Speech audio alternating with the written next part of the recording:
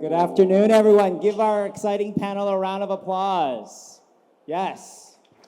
So we are here to talk about use of blockchain at a very big scale and level, making it really useful to transform digitally entire countries, entire nations. If you were with us yesterday for the BSV Hour of Sessions, you learned a lot about the BSV blockchain. Really briefly, we're scaling bigger than any other public chain, which is why BSV is so useful for these national scale, country level blockchain projects. Low transaction fees of a 20th to 100th of a cent, and the technical capabilities you would expect of all blockchains with the transparency of a public ledger. The low transaction fees are something that is really important we'll talk about with our panel. If you want to have entire healthcare, transportation, IoT systems on blockchain for a whole country, it needs to be efficient and cheap in transactions. This is what it is on BSV, not 20, 40, 80 US dollars, such as it can be on the Ethereum network. And we've seen a lot of public sector uses such as this, which we'll talk about for blockchain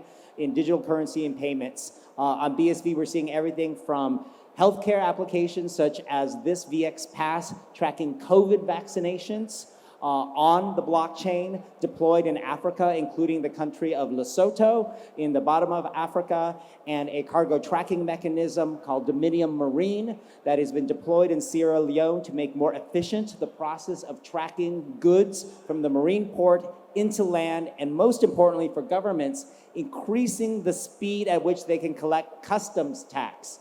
That is super, super duper important. And you'll hear a little bit today about the Tuvalu National Digital Ledger, which is a project that one of our companies represented is working on to take the small island nation of Tuvalu in the South Pacific and actually move all of their government and citizen records to the blockchain on BSV.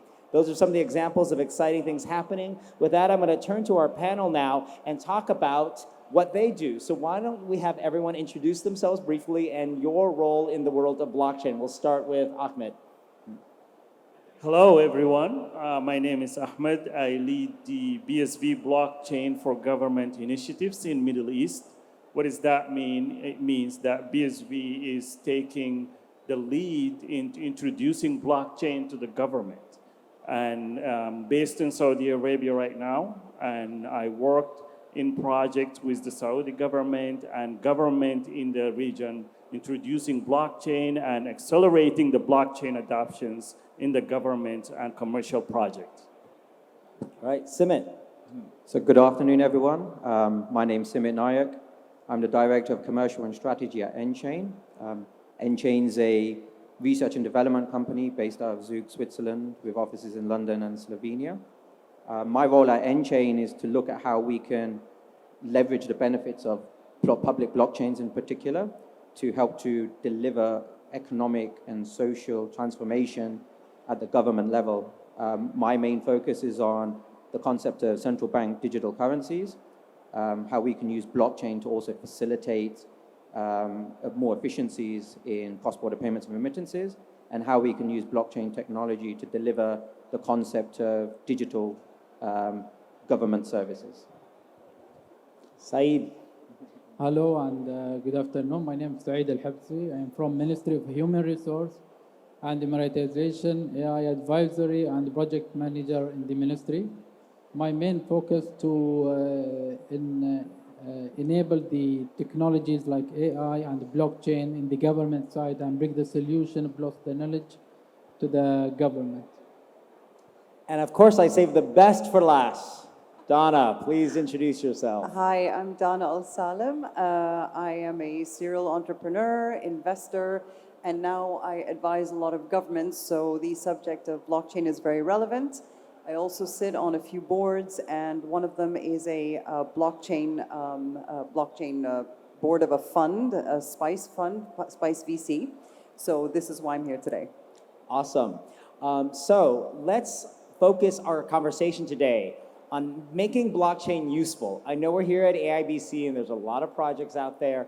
We are not here to talk about how you will get rich buying a cryptocurrency. Quite the opposite. We are all on this stage as believers in the power of blockchain as data infrastructure to bring about a more honest and efficient world, including at the government levels. So we'll start with Simit, because Simit, obviously people associate blockchain with payments. You do a lot of work with central bank digital currencies. Why don't you tell us about that and how that can transform governments, and I'll move slides for you.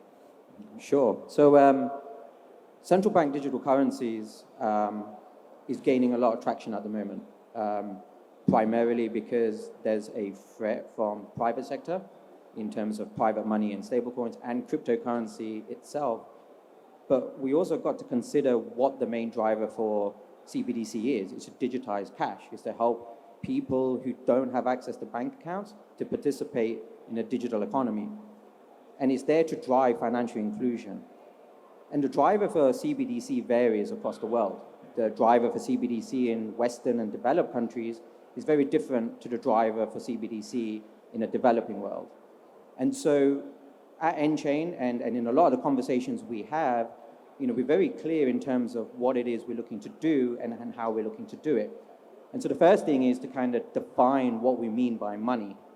And so defining the term money is important because it then helps us to have the conversations about how do we help to deliver CBDC, how do we help to deliver tokenized assets and commodities, how do we deliver the ability to do atomic trading of different types of asset classes. And so the first concept is what we call digital cash. And digital cash is, very simply a digital form of notes and coins. So the notes and coins we hold in our wallet, digital cash is just a digital representation of that. And that form of money is very different to the form of money we hold in accounts. And what we hold in our accounts is what we term money. And so not only do we have technology that allows us to digitize cash, we also have an approach to digitize money. And the different use cases for cash and money then give you an idea as to why these concepts are so important and what we can do. So when we think about digital cash, think about it as a cash token. You hold it yourself. You don't need to have any intermediaries to hold or use. So very much like cash. But the use cases for digital cash are very specific. Primarily, it's for retail CBDC, so a CBDC for payments. When we talk about monetary systems, digital cash actually allows us to create an M0 system. Digital money, on the other hand, helps us to model the type of money we hold in accounts, either with our banks or financial institutions or fintechs. And there's a lot more flexibility with what we can do with digital money. But the most important thing is to understand how these two concepts interoperate and how they help to facilitate the different use cases we can deliver. And so with digital cash, very much focused on delivering a token-based cash system to the developing world to allow people in Africa to hold the digital version of the Dalasi or the Liberian dollar or the Guinean franc using their mobile phones. It gives us, penetration up close to 100%. And it's very important in those countries because they don't have access to bank accounts. And so digital cash allows us to ensure we can deliver the services to those countries. And digital money is what we use, across Africa as well to provide the tokenized assets and commodities like oil and gold. We use that to then provide a bit more stability to the economy. Digital money is then something we can help to, provide resilience from external shocks. And so our suite of software allows us to manage those two different types of money solutions. Okay, fantastic. So Donna, we've been talking now about a digital form of cash or money. You work across many types of countries. I like to say there's big power in small payments, being able to send small amounts of money. Tell us about how countries can use blockchain technology, especially micropayments, to create more efficiency in financial services and how that helps underrepresented groups. Yes, so in terms of underrepresented groups, I just wanted to make a note about women and their representation around the world, because it isn't necessarily in specific geographic zones where you find underrepresented people. It's globally. And so just as an example, right, 2% only of US women actually captured the funds that were invested by VC. So there is a gap here.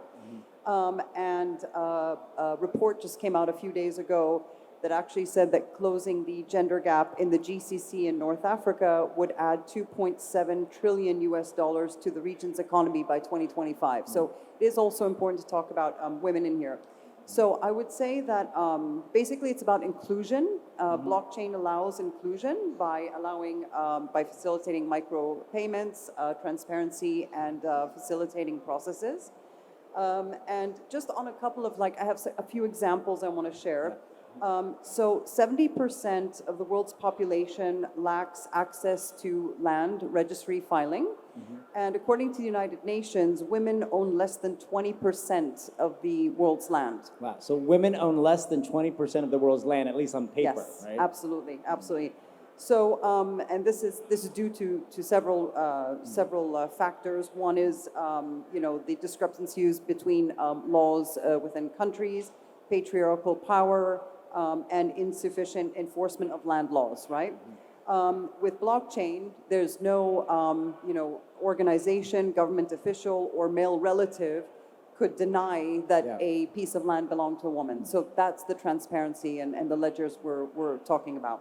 Another fact, personal records. So according to the World Bank, women in developing countries are less likely than men to hold an official ID. So this is also where, you know, blockchain can play a role. Yeah, it makes it easier for women to have a personal ID. Exactly, exactly, because that then entitles them to own land and to open bank accounts, right? So empowering, you know, women around the world. And then finally, in terms of payments, so back to your micro lending example, 42% of women globally are unbanked. So 42% of 42. women globally do not have bank accounts. correct. It's a big Correct. number. It is a big number. So this is also where obviously blockchain can be helpful. Because they could transact with just a mobile wallet. Right. Yeah. Exactly. Yeah. They can have a digital ID given to them and smart contracts backing up, you know, their Right. ownership of land or assets. And then that also enables them to have bank accounts. So this is something that can help. Great. Fascinating. Saeed, let's turn to you. You work with the ministry here in the UAE that's overseeing human resources as well as the Emiratisation program. Tell us about how there may be benefits by moving data that your ministry keeps and tracks about jobs, career development skills for people. How does that benefit from being put on the blockchain? Yeah, sure. Jim, actually, I want to start as a ministry. You know, we are following the UAE strategic in the blockchain and AI strategic, which is announced by the government 2018. One of the major strategic pillar they are building on the efficiency of the government transaction, plus the creation of the industrial and the international leadership in the AI and blockchain technology. We, as a Ministry of Human Resource, we have at least 800,000 company registered in our ministry, and we have more than 7 million labor in our country. This all tremendous, huge data should be like used to build an statistic and studies how we can improve our government efficiency, plus how we can improve our economy. So the data where we start now as a government to focus on to build it and power it by blockchain technologies. But in terms to reach to this stage, we start before to enable the knowledge to the ministries as a first step. And here we go to start up to build a partnership with the entities like BSV. We have partnership as a knowledge partnership. Then we can go further for the applications of blockchain technologies.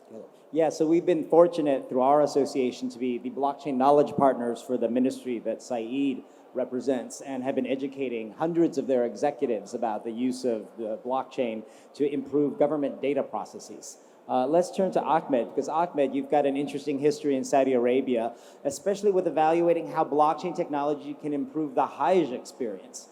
Tell our audience who may not know what the Hajj is and how you've been thinking about use of blockchain to improve it. Thank you for this question. So for those who doesn't know what the Hajj is a pilgrimage journey from all around the world come to Saudi Arabia, to Mecca. and that's before COVID, the pandemic. It was about average of 3 million people coming in a time period of 15 days to come and do activities and moving from one geographical location to another within period of 3 days. So require a lot of logistics, a lot of services that need to be digitalized. So it created the ministry. There's a ministry called Ministry of Hajj, which is visitors and tourisms that coming to Saudi Arabia targeting this spiritual journey, but also to make it easier for the people who are traveling from the world for this short period of time. They created called the digital journey of Hajj. And this requires a lot of services. Services start before the visitor comes to the country, services that come during the visitor and the Hajj in the country, and services that required after the person leaves. So require a lot of collaboration between entities and government entities and private sectors. And so we identified a journey that has, as a multiple services that's up to 18 services, hospitality services and visa, and there's multiple agencies that involve in this journey. So we identify one layer that it is most important, which is the hospitality, and we decided that let's try it as a POC and see how that will help. And usually used to issue for this 3 million a permit or a journey take about 3 months preparation before the Hajj come to the country. Actually 1 year, but 3 months for the process itself. So that reduced when it's moved to the blockchain into 20 minutes, from 3 months to 20 minutes. That's one service. But imagine the rest of the services. So the Saudi government, they have been trying and working in a lot of digital transformation journey and digital transformation areas. And for the people who visit there, or people who go work there, they can see this clearly. There's a lot of things that's happening that it is actually phenomenal in a short period of time. That's how digital transformation accomplish a lot of things in a short period of time. Donna, let's go back to you. You travel a lot around the world because and also host a lot of governments. You're the daughter of a diplomat. Your father was Kuwait's ambassador to France for many years. So of the countries you experience, which are the ones that you think will benefit most from the transparency and infrastructure data benefits of blockchain? And can you give us any examples? Yeah, so I think all of them can benefit, but what it's about is clearly looking at the political strategy and the objectives of the country itself. So, for example, we may be talking about this a little bit later, but one of the countries I advise is the country of Panama. And 40% of the GDP of Panama comes from the Panama Canal, which is a major supply chain logistics hub. They have 14,000 ships that go through every year. So, for example, using blockchain for transparency, monitoring shipments and shipping, that is a great example, for a country and what to look at. But it really is about identifying where the country wants to go with it. So, for example, quite a few countries are already doing land registry, right? A lot of them are already doing that. But they're doing it for different reasons, and that's important to identify. So, for example, Sweden implemented it, but they did it to accelerate, to create transparency and accelerate real estate transactions.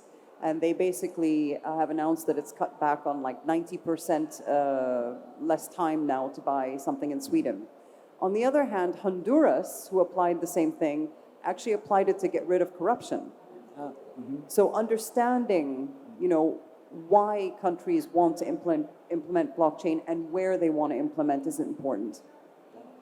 Saeed, let's go back to you. From your discussions with other government ministries besides the Human Resources and Emiratisation Ministry, what are other top ways you foresee a nation like the UAE implementing blockchain technology at a government level? Actually, here's one very good point. I can mention it. Our society is very acceptable for the change because as a government, we start this journey 2000 actually as to turn the government as a smart government.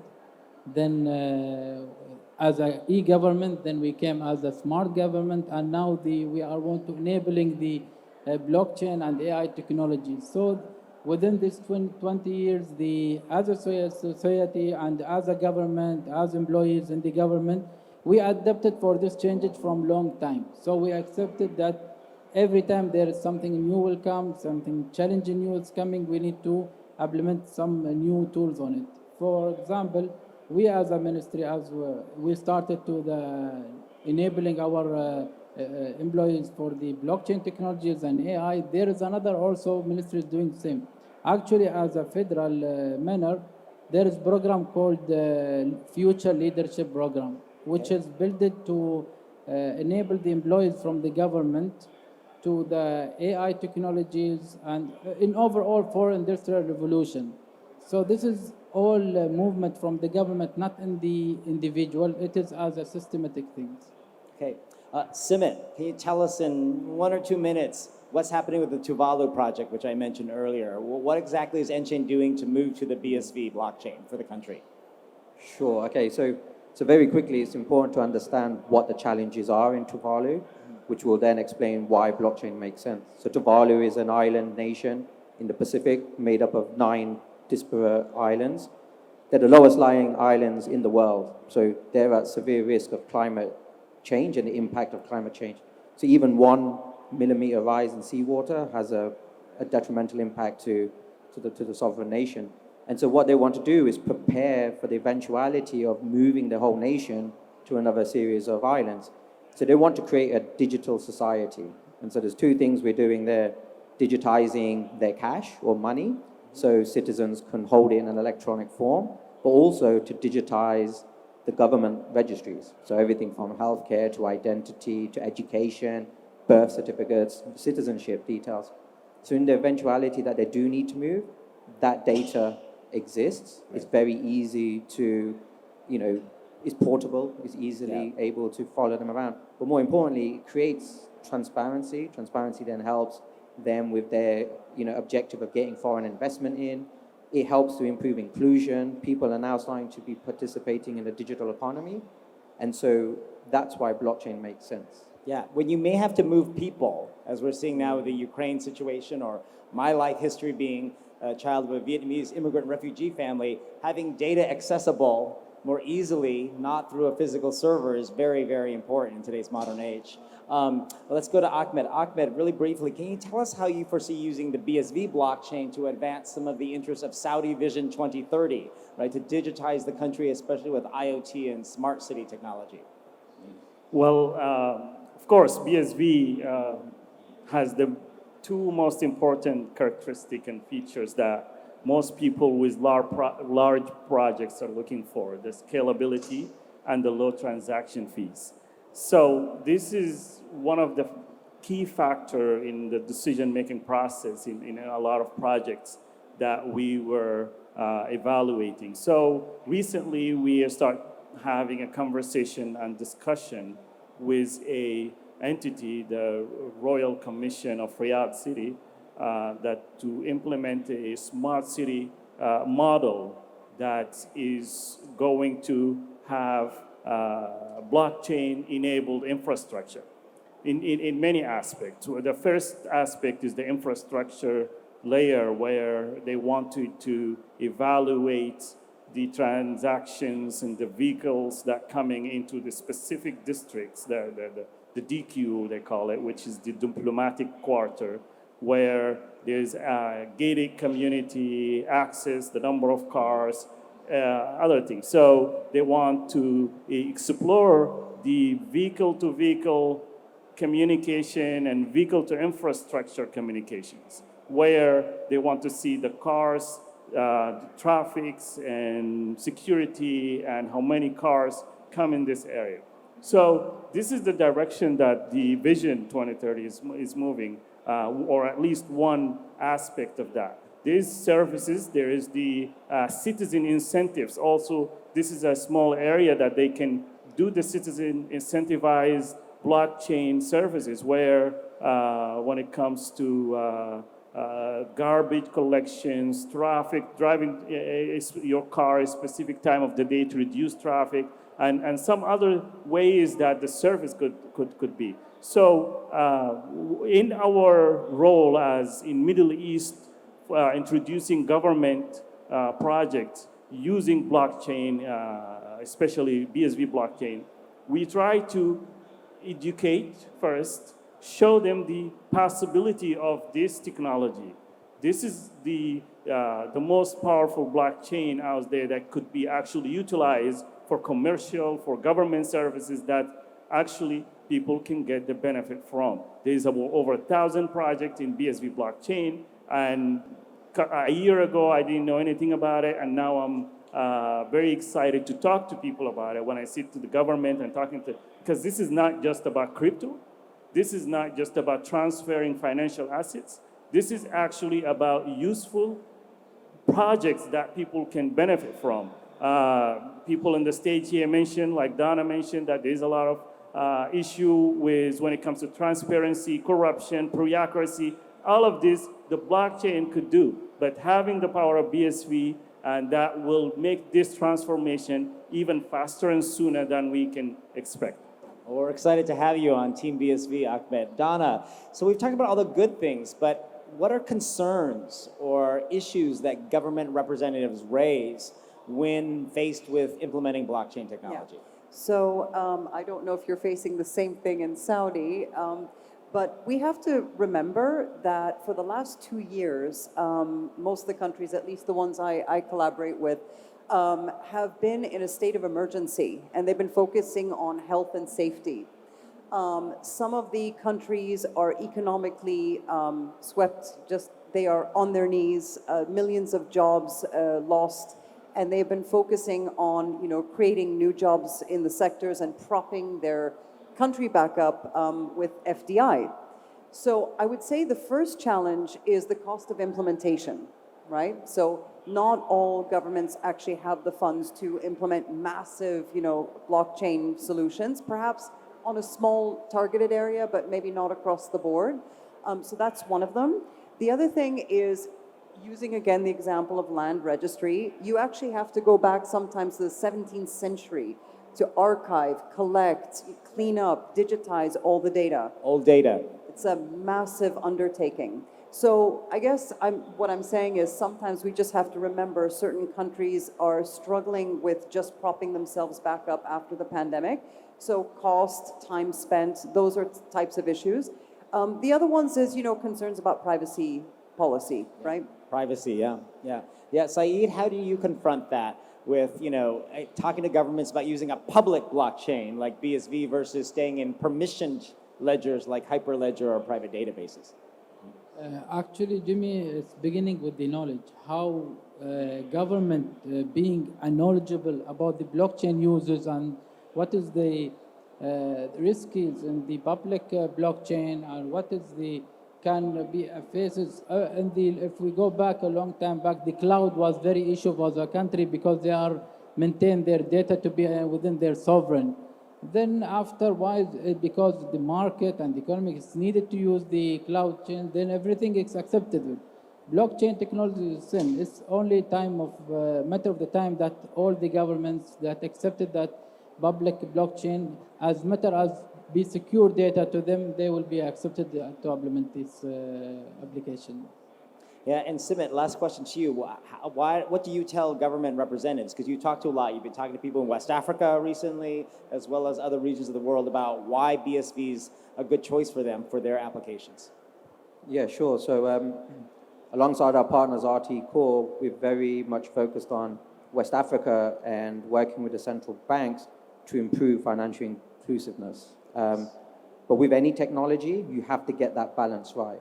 So the government needs transparency, they need traceability, but individuals still need to have privacy.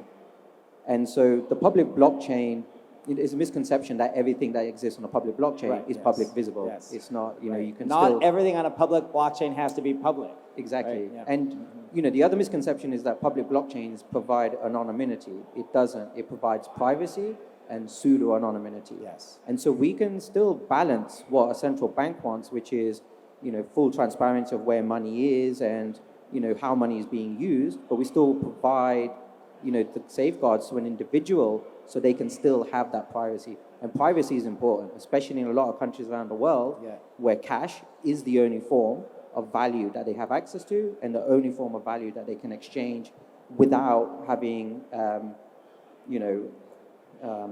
the ability for government to stop. And so we have to get that balance right. And a public blockchain is the only way we can guarantee that.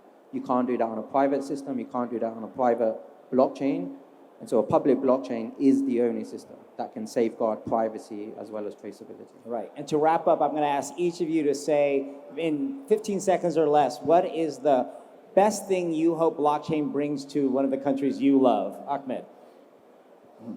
Well, utilizing the cost and reduce that cost and making the data available for citizens first. I'm not centralized or decentralized, but it's also using that mentality of bringing the power back to the citizen, back to the data creator, the content creator.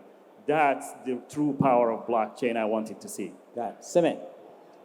So spending time in West Africa and with Tuvalu, I can see the power of technology to help people leapfrog, to be able to take advantage of technology, to be more prosperous as a nation, but to give people the ability to participate in the digital economy, which is going to be so important in this generation and the generation after in order to address things like poverty, you know, socio-economic transformation. And so that's where I see the benefit of blockchain. Saeed. Me, as coming as a government, I think the government efficiency as a transaction efficiency.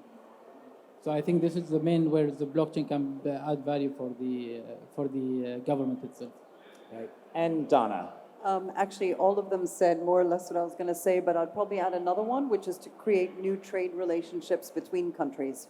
Create new trade relationships with... Between countries. Oh, between countries. That don't exist Yes. today. Yes, that would be great.